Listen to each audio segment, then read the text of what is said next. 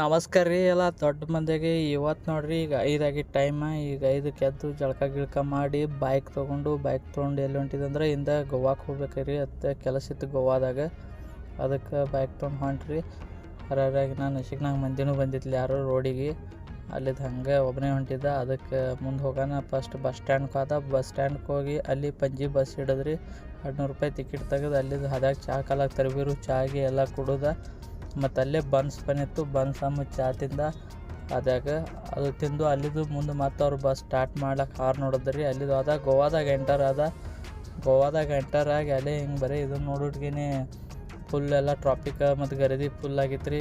ಅದು ನೋಡಿ ಬೇಸರ ಆಯ್ತು ಗಾಡ್ಯಾಗ ಗಪ್ ಕೂತಿದ್ದ. ಅಲ್ಲಿದ್ದು ನೋಡಿ ಫೈನಲಿ ಪಂಜಾಳಗೆ ಎಂಟರ್ ಆದ್ನ. ಪಂಜಾಗ ಬ್ರಿಡ್ಜ್ ಅಂತ್ಯಾಕೆ ಬಂದ. ಬ್ರಿಡ್ಜ್ ನೋಡಿದ್ದು ಅನ್ನಿಸ್ತು. ಇಲ್ಲಿ ನೋಡ್ರಿ ಈ ಕಡೆ ಬ್ರಿಡ್ಜ್ ಅಂತ್ಯಾಕೆ ಇಲ್ಲಿ ಎಲ್ಲ ಕಶಿನೋ ಅದಾವು. ಇಲ್ಲಿ ಮ್ಯಾಲಿದು ಐತಿ ಬ್ರಿಡ್ಜ್ ಐತಿ.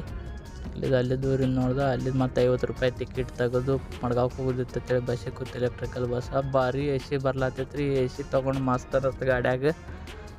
50 ರೂಪಾಯಿದಾಗ ಎ ಸಿ ಸಿಗ್ತೈತೆ ಅಂದ್ರೆ ಭಾರಿ ಅನ್ನಿಸ್ತೈತೆ ರೀ. ಅಲ್ಲಿದ್ದು ನೋಡ್ರಿ ಗಾಡಿ ಫುಲ್ಲು ಸ್ಪೀಡ್ದಾಗ ಮಡ್ಗಾವ್ಕೆ ಹೊಂಟಿತ್ತು. ಅಲ್ಲಿ ಟ್ರಾಫಿಕ್ ಇಲ್ಲ ಏನೂ ಇಲ್ಲ.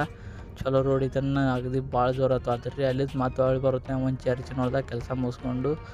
ಆನಂತರ ರಾತ್ರಿ ಐತೆ ರೀ. ರಾತ್ರಿ ಮತ್ತೆ ಅಲ್ಲಿ ಬಸ್ ಸಿಗಲಿಲ್ಲ ಅಂತೇಳಿ ಮತ್ತೆ ಟಮ್ ಇತ್ತು ರೀ. ಟಮ್ದಾಗ ಬರ್ಲಾತಿದ್ದ. ಟಮ್ದಾಗ ಕೂತು ಬರ್ಲಾಕ ರಾತ್ರಿ ಆಯ್ತು ರೀ. ಹೊಳ್ಳಿ ಬೆಳಗಾವಿಗೆ ಬಂದು